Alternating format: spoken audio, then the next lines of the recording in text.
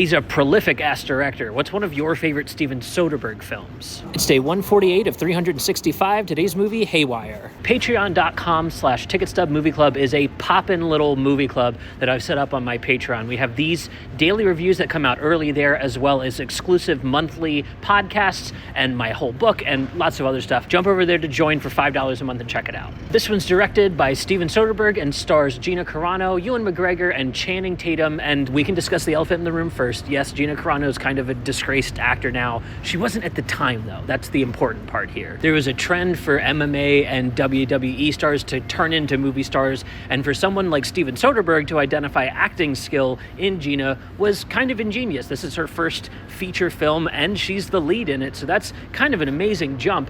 And it's a good fucking movie. So yeah, she turned into a like fascist-y Republican, but at the time she was a very sweet woman and we liked her a lot, and this was the movie that came out of it that excited me at the time. I was blown away by it in theaters, because I was already a Soderbergh fan at this point. The Ocean's movies had come at a time where I was exactly the right age to just get into them and started following his career. I'm actually really excited we get to talk about him on this episode because this guy's not only prolific, but he's amazing. He does everything himself.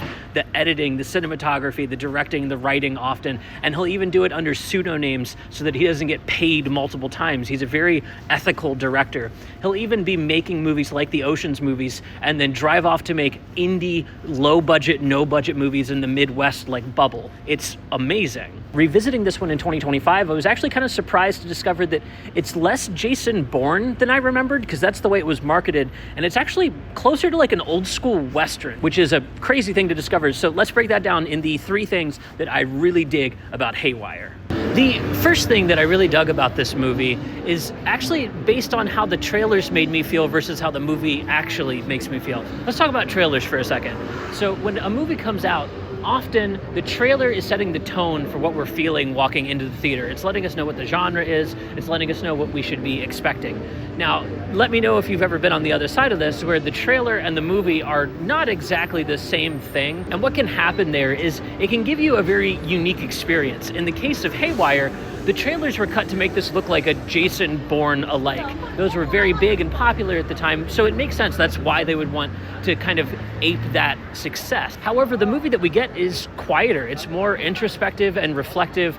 This is a movie that it's centering femininity and how that can be attracted into this world of espionage and still be just as badass, but maybe more methodical, maybe more deep thinking. They also highlight how it's taken advantage of here and how she's put to work even harder than some of her compatriots. And I think the break from the genre is what was so interesting to me at the time. I went in expecting Jason Bourne parkour beat 'em up, and what I got instead was something that made me sit and think and deal with the reality of like, oh wow, the travel in this would absolutely wipe you out. Having to do back-to-back missions would totally destroy you. The idea that Jason Bourne's knocking all of his shit out in a week is kind of crazy, just for all the flights he would have to take, the sleep that he would miss, and all the punishment that his body would be taking. It just doesn't really make sense. So this movie highlights all that instead to make it even more interesting, in my opinion.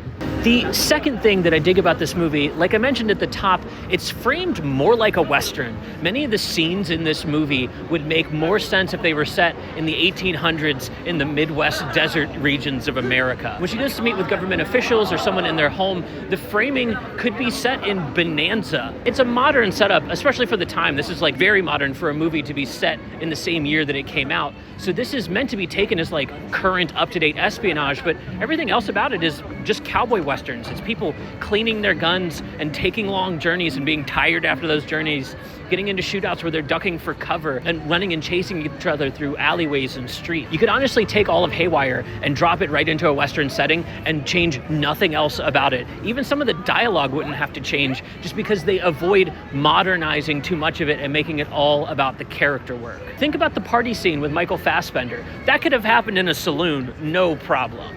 The third and final thing that I dig about this movie is I really love when movies don't like dump information on you. There's not a lot of like plot being spelled out for us across this movie. We learn things as Mallory learns things. I love when a movie does that. If there's a body to be discovered in a barn somewhere, we don't know that until she knows that, and we're understanding what's happening as it unfolds in front of us. That body is the guy she was protecting earlier in the movie when she first meets Channing Tatum. We watch the whole thing unfold in front of us as Mallory's discovering it, even though we do get cutaways and information that she doesn't have access to. That's mostly to flesh out the movie and less about beating us over the head with plot and exposition. So not only is this movie badass, but it's also thoughtful and intelligent, and that combination is really hard to beat in my opinion. So what do you think? Are you a fan of Haywire? Do you check out any of other Soderbergh's films? He's prolific as fuck, like I said at the top. He's put out almost a movie a year for the last 20 years. It's crazy. We're gonna keep the female protagonist thing going by talking about Underworld 4 next. Sorry, we can't keep the good movie thing going. And as always, I'll see you tomorrow.